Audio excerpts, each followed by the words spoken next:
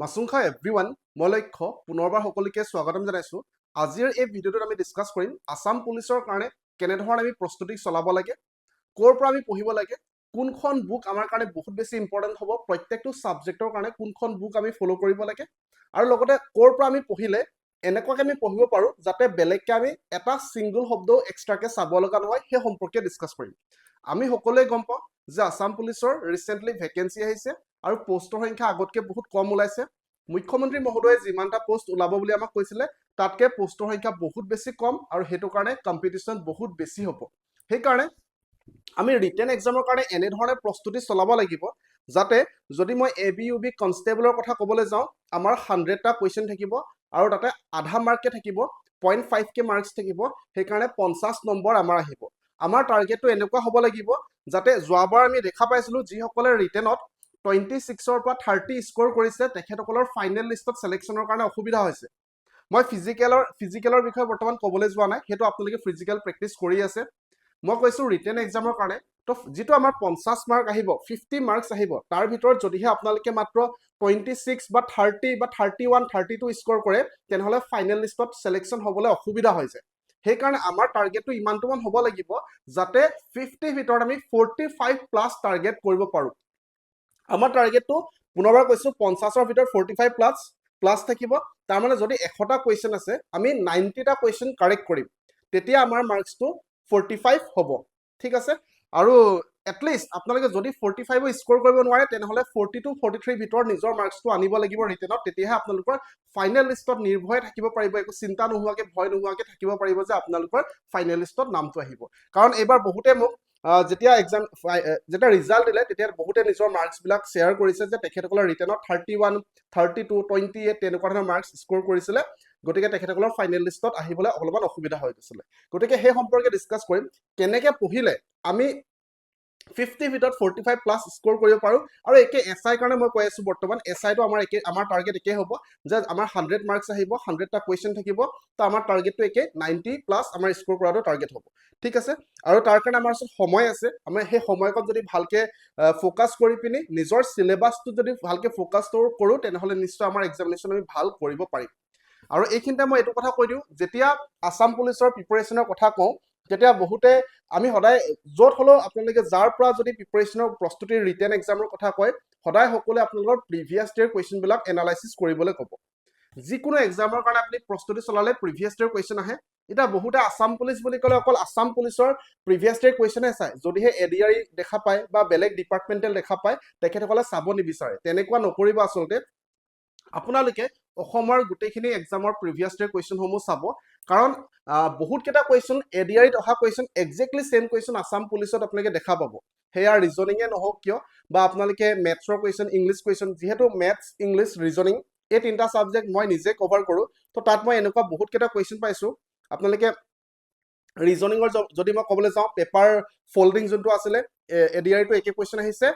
আসাম পুলিচতো একে কোৱেশ্চন আহিছে একে ধৰণে মেথছৰ বহুত কেটা কোৱেশ্চন আপোনালোকে same exactly same question ADRE টো দেখা পাব গতিকে আসাম পুলিচতো দেখা পাব তাৰ মানে আমি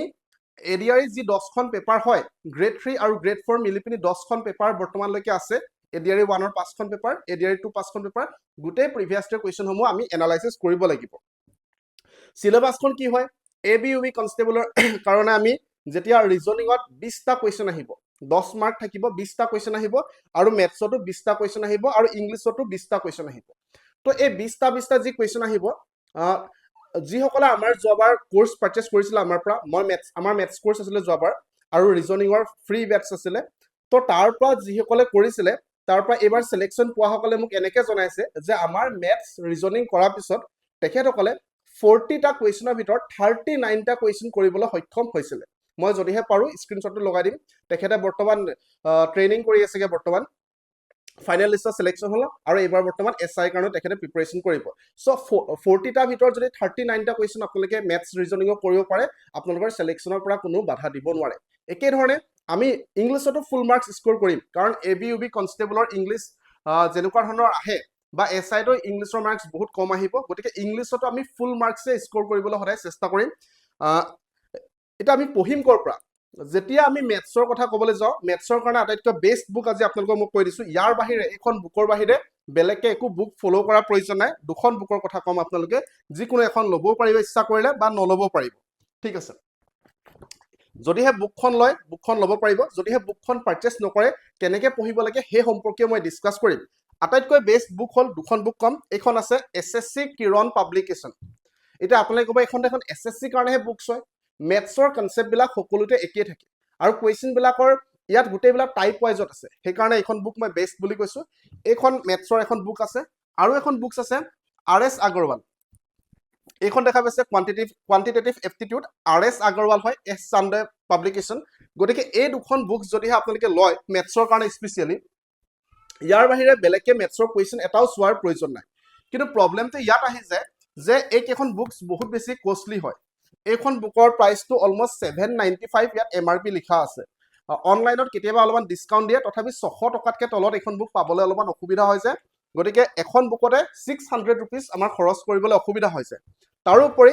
এই যি দুখন মই বুকৰ কথা কৈছোঁ, ইয়াতে বেংকৰ PO লেভেলৰ কুৱেশ্যনো আপোনালোকে দেখা পাব বা SSC CGL লেভেলৰ কুৱেশ্যনো আপোনালোকে দেখা পাব। কিন্তু আমাক ইমান লেভেলৰ কুৱেশ্যন নালাগে। আমি যেতিয়া অসমৰ যিকোনো এক্সামৰ কাৰণে প্ৰস্তুতি চলাওঁ, ADRE হওক বা আছাম পুলিচ হওক, তাত আমাক বেংকৰ PO লেভেলৰ কুৱেশ্যন চোৱাৰ প্ৰয়োজন নাই। সেই ভুলটো বহুতে কৰে যে মই ইমানকৈ কষ্ট কৰি আছোঁ, মোৰ চিলেকশ্যন কিয় নহয়, বা মেথছৰ কনচেপ্টবিলাক বহুতৰ ক্লিয়াৰ নহয়, প্ৰত্যেকবাৰে মেথছৰ কাৰণে ৰৈ যাবলগীয়া হয়। সেইকাৰণে মই আপোনালোকক কওঁ যে যেতিয়া আপোনালোকে টপিক এটা পঢ়িব, সেই টপিকটোৰ কিমান ডেফ্টলে মানে কিমান ভিতৰলৈ সোমাই যাব লাগে সেইটো আমি গম পাব লাগিব। অন্যথা টপিক এটা পঢ়ি কেতিয়াও শেষ হৈ নাযায়। সেইকাৰণে আমি টপিক এটাৰ ওপৰত কোনোবাই PhD কৰে, PhD পিছত আকৌ ডাবল PhD কৰে, তাৰ পিছতো পঢ়ি গৈ থাকে। কেতিয়াও টপিক এটা পঢ়ি আপোনালোকে শেষ কৰিব নোৱাৰে। সেইকাৰণে আমি সেই টপিকৰ কিমান ডেফ্টলৈ যাব লাগে সেইটো প্ৰিভিয়াছ ডে কুৱেশ্যন এনালাইচিছ কৰিহে গম পাওঁ। আৰু সেইকাৰণে আমি গম পাব লাগিব, নহ'লে অকল কষ্ট কৰি থকাহে হ'ব, আমাৰ কষ্ট অথলে যাব। আমি এক্সাম পইণ্ট অফ ভিউৰ পৰা পঢ়িব লাগিব। চ' মেথছৰ কাৰণে এই দুখন বুকৰ বাহিৰে বেলেগ একো চোৱাৰ প্ৰয়োজন নাই, ঠিক আছে। আৰু চাওক, যিসকলে অকল মেথছৰ কোৰ্চ এটা ল'ম বুলি ভাবে, যদিহে ভাবে যে এইখন বুক মই কিনিবলৈ গ'লে মোৰ 795 পৰিব বা 600 টকা পৰিব ডিছকাউণ্ট দিয়াৰ পিছতো, তো যদিহে বিচাৰে যে মেথছৰ কোৰ্চ ল'ম, তেনেহ'লে আমাৰ মেথছৰ পেইড কোৰ্চ এটা আছে, যাৰ কুৱেশ্যনবিলাক ইয়াৰ পৰা লোৱা আছে। এইখন বুকৰ পৰা আমি কুৱেশ্যনবিলাক লৈছোঁ। আমাৰ ভিডিঅ' ক্লাছেছৰ কোৰ্চ হয়, গোটেইবিলাক টপিক ৱাইজত চিষ্টেমেটিককৈ আমি পঢ়াইছোঁ। চ' মেথছৰ কাৰণে আমাৰ পেইড কোৰ্চটো ল'ব পাৰিব, মাত্ৰ 500 টকাতে আপুনি কোৰ্চটো ল'ব পাৰিব, ঠিক আছে। এইখন বুকৰ মূল্যতকৈ কম দাম হয় আৰু বুকখনৰ পৰা পঢ়িবলৈ আপোনালোকৰ অসুবিধা এইটো কাৰণে হয়, কাৰণ যেতিয়া আপোনালোকৰ বেছিক কনচেপ্টটো ক্লিয়াৰ নাথাকে, বেছিক কনচেপ্টটো ক্লিয়াৰ নাথাকিলে মেথছৰ কুৱেশ্যন বুকৰ পৰা পঢ়াটো সম্ভৱেই নহয়। কোনোবাই আপোনালোকক বুজাই দিব লাগিব আৰু প্ৰপাৰ এক্সপ্লেনেশ্যন আমি দিছোঁ, যিটো মেথছৰ কোৰ্চ কৰাৰ পিছত যোৱাবাৰ মেক্সিমাম কেণ্ডিডেটে চিলেকশ্যন লাভ কৰিবলৈ সক্ষম হৈছিলে। আপোনালোকে ফিডবেকসমূহো চাব পাৰিব এপ্লিকেশ্যনৰ তলত গৈ পিনি, ঠিক আছে। চ' মেথছৰ কাৰণে মই এইখন বুকৰ কথা ক'ম। যদিহে পইচা আছে বুকখন ল'ব পাৰিব, নহ'লে আমাৰ কোৰ্চটো ল'ব পাৰিব। তাৰ নেক্সট ৰিজনিঙৰ কাৰণে একেই। যেতিয়া মই আপোনালোকক মেথছৰ কথা কৈছোঁ, চাওক মেথছৰ কথা কওঁতে মই এখন RS আগৰৱালৰ কথা কৈছোঁ, S চান্দৰ। তো ৰিজনিঙতো মই চাওক RS আগৰৱালৰ কথা কৈছোঁ, S চান্দৰ। তাৰমানে বহুত বেছি ইম্পৰ্টেণ্ট বুক হয় এইখন, লাগিলে মেথছে হওক লাগিলে ৰিজনিঙে হওক, RS আগৰৱালৰ বুক বহুত বেছি ইম্পৰ্টেণ্ট হয়। চ' ৰিজনিঙৰ এইখন বুক কম। পুনৰবাৰ মই ৰিজনিঙৰ ক্ষেত্ৰতে এই SSC কিৰণ পাব্লিকেশ্যনৰ বুকৰ কথা ক'ম। তো মই ৰিজনিঙৰো দুখন বুক কৈছোঁ, একেই ৰাইটাৰ হয়, একেই পাব্লিকেশ্যন হয়। SSC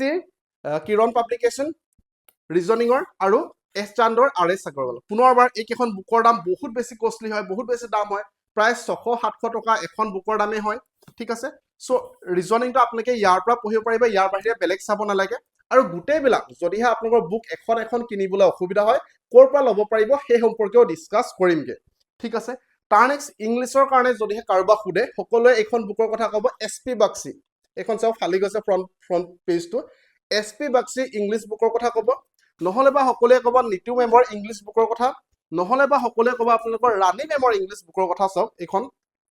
তাৰ নেক্সট আমান ছাৰৰ ইংলিছ বুক আছে আৰু একেধৰণে কিৰণ পাব্লিকেশ্যনৰো ইংলিছৰ বুক আছে। তো এইকেইখন গোটেই মই যদি কওঁ আপোনালোকক, বৰ্তমানলৈকে মই যিখিনি বুক আপোনালোকক শ্ব' কৰিলোঁ, ঠিক আছে। কি বুক শ্ব' কৰিলোঁ? ৰিজনিঙৰ ক্ষেত্ৰত কিৰণ পাব্লিকেশ্যন, ৰিজনিঙৰ ক্ষেত্ৰতে আপোনালোকে RS আগৰৱাল,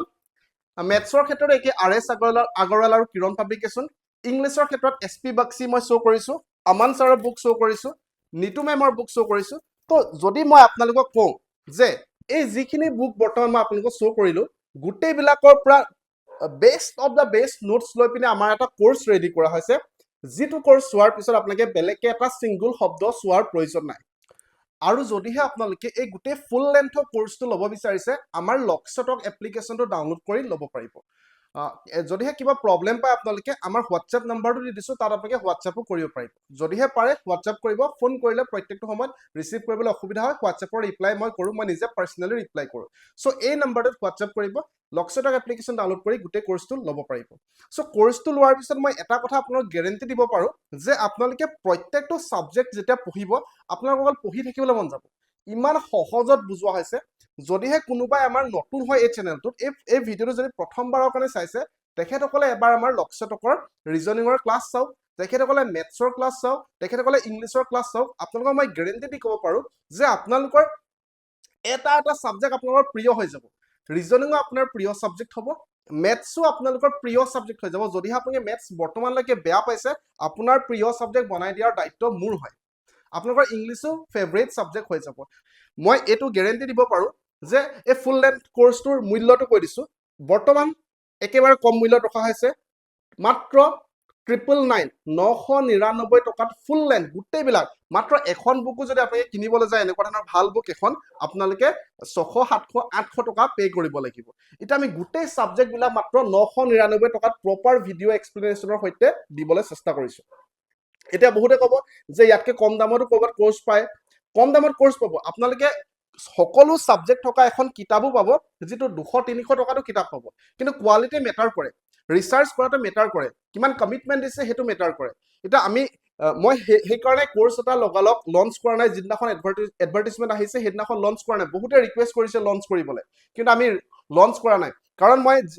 এতিয়া জিকে কাৰণে জিকে পাৰ্টটো ধৰক বেলেগ টিচাৰ মই হায়াৰ কৰিছোঁ, তো মই যিকোনো টিচাৰ এজন হায়াৰ কৰিব নোৱাৰোঁ। মই প্ৰপাৰ এনালাইচিছ কৰি বহুত কেইজন টিচাৰৰ লগত কথা পাতি তেখেতসকলৰ পৰা মই ডেমো ক্লাছেছ লৈ তেখেতসকলে কেনেধৰণে পঢ়ায়, তেখেতসকলে বেকগ্ৰাউণ্ডটো কি হয়, সেইখিনি চিলেকশ্যন কৰাৰ পিছতহে বৰ্তমান জিকে কাৰণে মই টিচাৰ লৈছোঁ। এনেকুৱা এজন টিচাৰ আনিছোঁ যিয়ে নিজে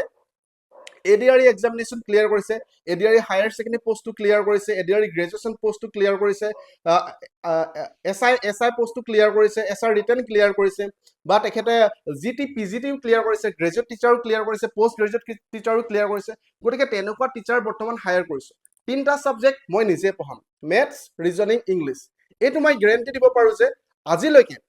আজিলৈকে আপুনি যদিহে 999 টকা ক'ৰবাত খৰচ কৰিছে, যিকোনো ক্ষেত্ৰত ধৰক 1000 টকা এটা আপুনি যিকোনো ক্ষেত্ৰত আজিলৈকে খৰচ কৰিছে, অকল পঢ়াৰ ক্ষেত্ৰত বুলি কোৱা নাই, তো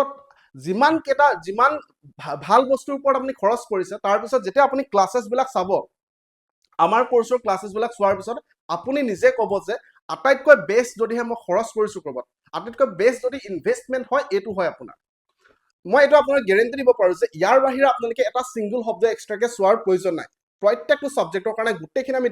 এনালাইচিছ কৰি কিনে গোটেইখিনি আপোনালোকক যিমান পাৰে সিমান সম্ভৱ সহজকৈ আৰু ট্ৰিক্সৰ সহায়ত সদায় দিবলৈ চেষ্টা কৰোঁ। আপোনালোকে আমাৰ ক্লাছেছসমূহ চালে গম পাব, লকছটকৰ ক্লাছেছসমূহ চালে গম পাব। আৰু এটা এডভান্টেজ কি হয় যে আমাৰ ক্লাছেছসমূহ ছুটি থাকে। আমাৰ ক্লাছটো 1.5 ঘণ্টা 2 ঘণ্টাৰ ক্লাছ নাথাকে, আমাৰ ক্লাছবিলাক 25-30 মিনিট থাকে।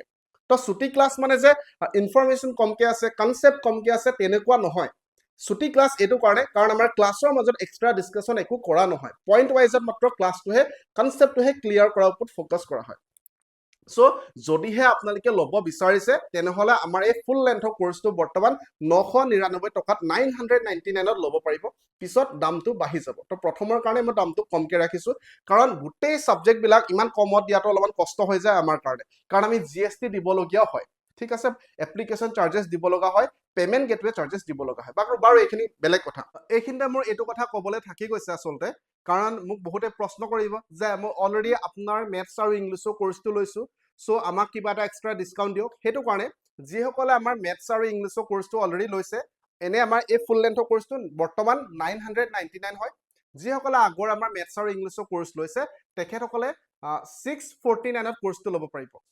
তেখেতসকলৰ কাৰণে এক্সট্ৰা কুপন কোডৰ আমি ব্যৱস্থা কৰি দিম। ঠিক আছে 649 নালাগে আপোনালোকে 599 ল'ব পাৰিব যিসকলে আগত মেথছ আৰু ইংলিছ লৈছে তেখেতসকলে এই ফুল লেন্থৰ কোৰ্সটো ল'লে মাত্ৰ 599 কোৰ্সটো ল'ব পাৰিব তেখেতসকলৰ কাৰণে আমি এক্সট্ৰা আপোনালোকৰ কাৰণে আমি এক্সট্ৰা ডিসকাউন্ট কুপন কোডৰ ব্যৱস্থা কৰিম আপোনালোকে কোৰ্সটো লক্ষ্যটক এপ্লিকেশন ওপেন কৰি কোৰ্সটোত বাই নাও কৰিব তাৰ নেক্সট আপোনালোকে তাতে এক্সট্ৰা কুপন কোড এটা পাব হেতু এপ্লাই কৰি দিব তেতিয়া আপোনালোকে এক্সট্ৰা ডিসকাউন্টটো পাই যাব ঠিক আছে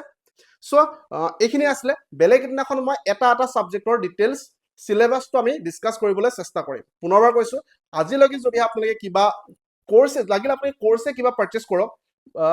পাৰচেজ কৰাৰ পিছত সো পাৰচেজ কৰাৰ পিছত যেতিয়া আপুনি ক্লাছ বিলাক চাব মেথছৰ ক্লাছ হোক ৰিজনিংৰ ক্লাছ হোক ইংলিছ ক্লাছ হোক জিকে ক্লাছ হোক সোৱাৰ পিছত আপুনি নিজে ক'ব মাত্ৰ আপুনি তিনটা ক্লাছ চাব সোৱাৰ পিছত আপুনি নিজে ক'ব যে এইটো আটাইতকৈ বেষ্ট পেইড কোৰ্স হয় আৰু আজিলৈকে আপুনি যিখিনি ইনভেষ্ট কৰিছে ইনভেষ্ট কৰাৰ ভিতৰত এইটো বেষ্ট ইনভেষ্টমেন্ট হয় এইখিনিতে মই এইটো কথাও কম যে 999 মানে আপুনি এদিনত 2.5 ধৰক 2 টকা বা 3 টকা খৰচ কৰিছে কাৰণ এবছৰৰ কাৰণে 999 হয় এমাহৰ কাৰণে নহয় টিউশন ফিজ টু এমাহৰ কাৰণে কৰবাত 500-600 টকা হয় সৰু সৰু ক্লাছ 6 অৰ ক্লাছ 7 অৰ ক্লাছ 10 অৰ ষ্টুডেন্টৰ কাৰণে তো আপোনালোকে এবছৰৰ কাৰণেহে 999 পে কৰিব লাগে কাৰণ বহুতে বহুত বেছি বুলি ভাবে এটা চাকৰি পাবৰ কাৰণে এটো বহুত কম হয় আৰু মই এটা আপোনালোকক গ্যাৰান্টি দিছো যে আমাৰ 45 প্লাস টাৰ্গেট হ'ব সো আপোনালোকে যদিহে ক্লাसेस বিলাক ভালকে কৰি ৰিভিজন কৰে আপোনালোকে বেলেগকে চিন্তা কৰাৰ প্ৰয়োজন নাই আপোনালোকে 45 প্লাস স্কোৰ কৰিব পাৰিব হেতু মই গ্যাৰান্টি দিব পাৰো আপোনালোকক আৰু এটা আপোনাৰ এবছৰৰ কাৰণে 999 মানে এদিনত আপোনালোকে মাত্ৰ খৰচ কৰিছে 2 টকা বা 3 টকা ধৰক এদিনত আপুনি 3 টকা খৰচ কৰিছে তো এদিনত 3 টকা আপুনি বেলেগ বেলেগ কামত সদায় খৰচ কৰি থাকে ঘৰত যদি আপুনি চাহ একাপো খায় হে চাহ কাপটো আপুনি গাখীৰ দি পিনি চেনি দি পিনি চাহপাত দিলে 2 টকা বা 3 টকা খৰচ হয় আপোনালোকে সো হে 2 টকা বা 3 টকাতে আমি কোৰ্স এটা আপোনালোকক প্ৰভাইড কৰিছো এদিনত 2 টকা বা 3 টকা তো হেতু হিচাপে আপোনালোকে লওক যে কিমান আমি আসলে বহুত দাম বুলি আপোনালোকে নাভাবিব কাৰণ এবছৰত 999 হয় হেতু এক্সপ্লেনেশন মই দিব লগা হৈছে কাৰণ বহুতে বুজি নাপায় আমাৰ কষ্টখিনি বুজি নাপায় আসলে আৰু কৈছো পুনৰবাৰ যে যদিহে মই এইখন বুক লবলৈ যাওঁ বুকখন যদি মোৰ 600-700 টকা হয় এটা সাবজেক্টৰ বুক হয় ৰিজনিং এখন বুক আকৌ এইখন বুক লম এইখনো 600 টকা হল তো ৰিজনিংতে মই 1200 টকা লৰি খৰচ কৰি দিছো বুকৰ নামত তো এইখন বুকৰ পৰা নোটছ বিলাক আপোনালোকে পাব ডাইৰেক্টলি মই এইখন বুকৰ পৰা লৈছো মই ডাইৰেক্টলি কৈছো আপোনালোকক যে ৰিজনিংৰ মই এই দুখন বুক ডাইৰেক্টলি ফলো কৰিছো আৰু মেথছৰ কাৰণে এই দুজন ৰাইটাৰ বা এই দুজন পাব্লিকেশনৰে মই বুক ফলো কৰিছো তো ইয়াৰ নোটছখিনি আপোনালোকে পাই যাব চিন্তা কৰিব নালাগে সো যদিহে আপোনালোকে ল'ব বিচাৰিছে আমাৰ পেইড কোৰ্সটো তেনেহলে প্লে ষ্টৰৰ পৰা আপোনালোকে লক্ষ্যটক এপ্লিকেশনটো ডাউনলোড কৰি ল'ব প্লে ষ্টৰত লক্ষ্যটক এপ্লিকেশন ডাউনলোড কৰি লওক ডাউনলোড কৰাৰ পিছত আপোনালোকে তাতে লগইন কৰাৰ পিছতে কোৰ্সেছটো ল'ব পাৰিব বা যদিহে আপোনালোকৰ প্ৰবলেম হয় মই আপোনালোকক এটা ইয়াৰ কমেন্টত মই বা ডেসক্ৰিপচনত লিংক এটা দি দিম কেনেকৈ পেইড কোৰ্স পাৰচেজ কৰিব লাগে সো তাৰ পৰাও ল'ব পাৰিব ঠিক আছে তাৰ নেক্সট আমাৰ এটা হোৱাটসএপ নাম্বাৰ দি দিছো তাতো আপোনালোকে হোৱাটসএপ কৰি সুধিব পাৰিব পাৰিলে ফোন নকৰিব ফোন কৰিলে প্ৰত্যেকটো সময়ত ৰিসিভ কৰিবলৈ অসুবিধা হয় যে হেতু কাৰণে পাৰিলে হোৱাটসএপ কৰিব ঠিক আছে সো এইখিনি আসলে ক'ব লগা আছিল বহুজনে ৰিকুৱেষ্ট কৰি আছে যে আসাম পুলিচৰ ফুল লেন্থৰ কোৰ্স লাগে তো পোন প্ৰথমবাৰৰ বাবে পুনৰবাৰ কম পোন প্ৰথমবাৰৰ কাৰণে আমাৰ ফুল লেন্থৰ কোৰ্স এটা আহিছে জীৱনত প্ৰথমবাৰৰ কাৰণে আমি প্ৰত্যেকটো আকৌ এবাৰ কৈছো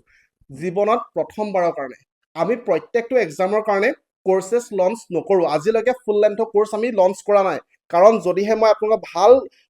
ভাল কোৱালিটি কন্টেন্ট দিব নোৱাৰো কোৱালিটি ক্লাसेस দিব নোৱাৰো তেনেহলে মই হে কমিটমেন্টটো দিব নোৱাৰাকে কোৰ্স কেতিয়াও লঞ্চ নকৰো আসাম পুলিচ এডভাৰটাইজমেন্ট অহাৰ ইমান দিনৰ পিছতহে লঞ্চ কৰিছো সকলোৱে অলৰেডি কোৰ্সেছ লঞ্চ কৰিছে আৰু এনেকুৱা মই বহুত পাইছো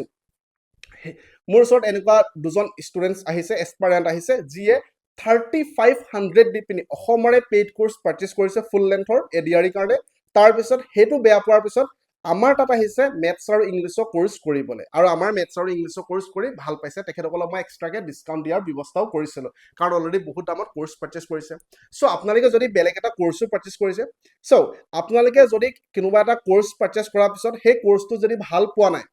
হে কোৰ্সৰ পৰা যদি আপুনি কনসেপ্টটো যদি ক্লিয়াৰ নহয় এক্সামত কেতিয়াও কৰিবগে নোৱাৰে সো যদি বেলেগ কোৰ্স পাৰচেজ কৰাৰ পিছতো আপোনালোকৰ কনসেপ্টটো ক্লিয়াৰ হোৱা নাই তেনেহলে এবাৰ আমাৰ কোৰ্সটো লৈছো আপোনালোকে কাৰণ যেটো ভ্যাকেন্সি আহিছে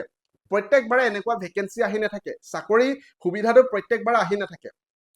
হেতু কাৰণে যদিহে কনসেপ্টটো ক্লিয়াৰ হোৱা নাই আমাৰ কোৰ্সটো এবাৰ লৈছো আপোনালোকে কনসেপ্টটো ক্ৰিস্টেল ক্লিয়াৰ হোৱা গ্যাৰান্টি মই আপোনালোকক দিছো যে কনসেপ্টটো ক্লিয়াৰ হ'বই আপোনালোকৰ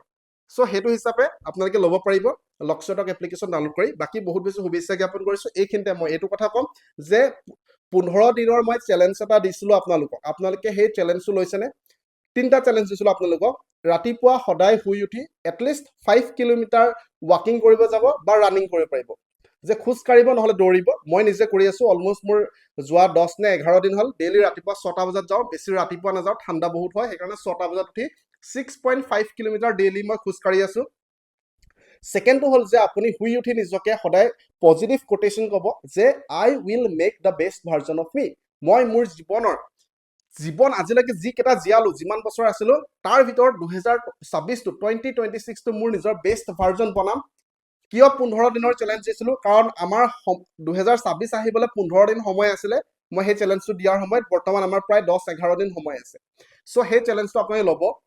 ডেইলি ৰাতিপুৱা যেতিয়া আপুনি ফিজিক্যাল এক্টিভিটি কৰিব তেতিয়া আপোনাৰ মাইন্ডটো আনলক হ'ব নহলে আপোনাৰ দিনটো এক্টিভনেছটো নাথাকিব মনটো ভাল নালাগিব সো যেটো ফ্ৰাষ্ট্ৰেচন আছে যেটো ডিপ্ৰেছন টাইপৰ ভাব আছে হেতু ৰানিং কৰি পিনি উলাই দিব আপোনালোকে আৰু যদি ৰানিং কৰিব যাওঁতে অসুবিধা হয় যে ঠাণ্ডা হয় সৰ্দি হয় জ্বৰ হয় তেনেহলে ৰুমৰ ভিতৰতে আপুনি 40 মিনিটস কাৰ্ডিও কৰিব ইউটিউবত চাই 40 মিনিটস কাৰ্ডিও কৰিব হেতু আছিলে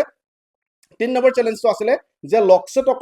লক্ষ্যটকৰ ডেইলি মেথছ ৰিজনিং ইংলিছৰ ডেইলি এটা ক্লাसेस চোৱা সো এই চেলেঞ্জ কেটা মই আশা কৰিছো আপোনালোকে কৰিছে আৰু ফুলফিল হোৱাৰ পিছত আমি 2 তাৰিখে এটা ভিডিও বনাম যে কোনে চেলেঞ্জটো কমপ্লিট কৰিব পাৰিল সো সেই সম্পৰ্কেও 2 তাৰিখে আমি ডিসকাস ভালকে কৰিম বাকি বহুত বেছি শুভেচ্ছা জ্ঞাপন কৰিছো আসাম পুলিচত 45 স্কোৰ কৰিবই লাগিব ধন্যবাদ